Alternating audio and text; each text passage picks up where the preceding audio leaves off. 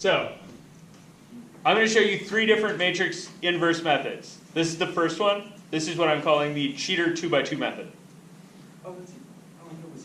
Fast and dirty, but workable. Keep in mind, it only works on 2x2 matrices. Okay? So it has a limitation. But if you have a matrix A, B, C, D, and you would like to invert it, no. This is your formula. You do 1 over, what was the determinant?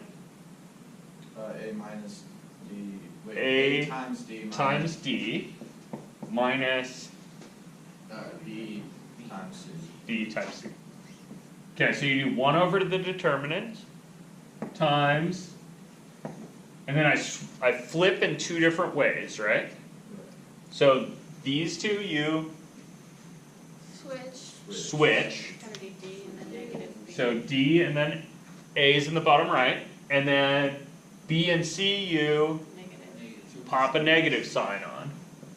So that's negative B and negative C. What if B was a negative number? Then you'd make it a positive. You guys all good with that? That's the formula, man. And then remember, this is scalar multiplication, right? So whatever number you get here applies to each of these guys, if you're going to multiply it. So that's what we just did, is the cheater method? Yep, we just used the cheater 2x2 method. So what if we get like a 2x3? Is that not a thing? You use the cheater 2x3 method. Haha, no, even easier, you don't. No? Matrix inverses, only if square. So it has to be like. So you cannot invert a matrix that is not square. Period. Don't try. Okay.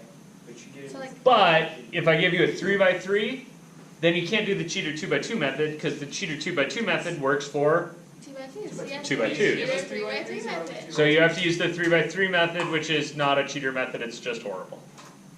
Okay, can we just not? I'm going to show you how to do it, but it's not I'm going to show you how to do it with the calculator too. Where would you see that in like real life applications? In real life applications, the smallest matrix I've ever seen, the smallest matrix I've ever seen actually utilized as a matrix was like 900 by 900. Are you serious? Yeah. Why? What did it?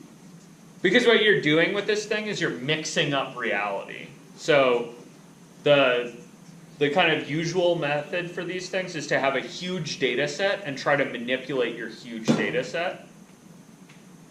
Okay, where would you use this though, like in real life? So the one that the 900 one I was thinking of was a biology example. It's modeling an ecological system, right? And when you're actually trying to model ecology, if you're doing a good job, you need a whole bunch of variables. So they were like the relative populations for the 900 different things in the system. So some of those were like population values for organisms. Some of them were things like the temperature or the density of whatever, right? And those things interact with each other. So what the student that was working on that model was doing is they'd hit the model once and see what the system looked like, and then hit it again and see what it looked like, and then hit it again and see what it looked like. And in a long-term trend, right, you might be interested in, like, what is the population of beavers doing? So he was actually studying bighorn sheep or something. But he had 900 little variables that he was chasing all over the world. And that was a pretty simple model. His big models were massive. I know it seems really hard, right? So, But it's saying not. is you're not going to use matrices unless you're like a biologist. No, what I'm saying is if you're going into any kind of business, you're going to want to use matrices a little bit. They will make your life easier. Wait, so he had to plug 900 things into a calculator? Hell no. Yeah, what did He he used do? a computer. Okay, our computer, you plug 900 things into it? Yeah. Worksheet. Yeah, he had a big ass Excel worksheet and it wasn't even an Excel worksheet. He had a big ass SQL database that his little minions would go out into the world and collect data and enter it into the database. So he didn't really. No, he did a ton of stuff.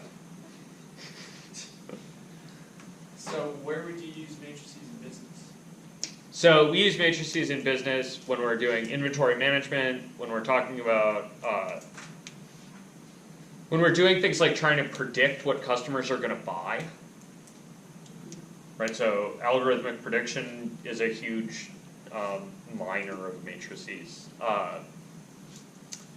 Let's see, other silly questions like, how many jackets does your store stock?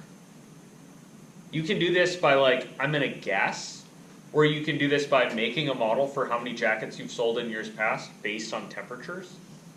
And big businesses all do that, and little businesses stock extra jackets or run out. Could we do like an example question where we like do the guessing what people are gonna buy? I'm gonna give you some of those Would that be later, yeah. helpful? Would that So be helpful? the first example we're gonna do is gonna be small with 2x2s, and we're gonna do cryptography. So we're gonna learn to send secret messages. That's gonna be our first example. That's a great first exam. Example. Oh. And then, yeah, we'll get to some more complicated algorithms and stuff. Cool? Can I show you the other inverse methods? Yeah. Oh yeah.